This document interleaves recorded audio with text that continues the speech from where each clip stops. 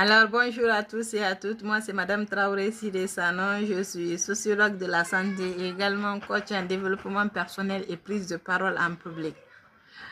Je suis là pour vous donner des astuces incroyables qui pourront vous permettre de vous booster davantage dans votre prise de parole de tous les jours, d'être des personnes éloquentes, des personnes impactantes, des personnes prestantes. Et oui, et également quelques bases et principes du développement personnel. Il faut savoir au prime abord que la prise de parole en public est inclue dans le développement personnel. C'est une partie intégrante du développement personnel. Si on se connaît concrètement, on arrive à déceler ses compétences, ses faiblesses, sa mission de vie et également à avoir beaucoup plus confiance en soi, on pourra atteindre ce qu'on appelle l'art oratoire. Mais aujourd'hui, je vais me concentrer beaucoup plus davantage sur le développement personnel et qui sait, les jours à venir, je pourrais vous parler des principes de l'art oratoire qui est aujourd'hui fondamental pour tout développement socio-économique de notre pays et également de soi.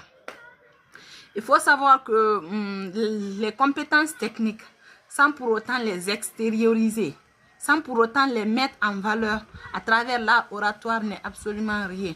Même si on peut avoir tous les grands diplômes du monde aujourd'hui, que ce soit le master, le doctorat, le professorat, mais si tu n'as pas la bonne aptitude de communiquer, tu n'as pas la bonne aptitude d'extérioriser en fait ce que tu as appris, c'est que tu n'as absolument rien compris. Il faut savoir que dans les entreprises actuellement, ce n'est pas en fait forcément celui qui a le plus grand diplôme qu'on prend comme manager ou leader, c'est plutôt celui qui a cette capacité-là, cette prestance-là de drainer la foule derrière ce qu'elle dit, derrière son opinion. C'est cette personne qu'on choisit comme étant leader.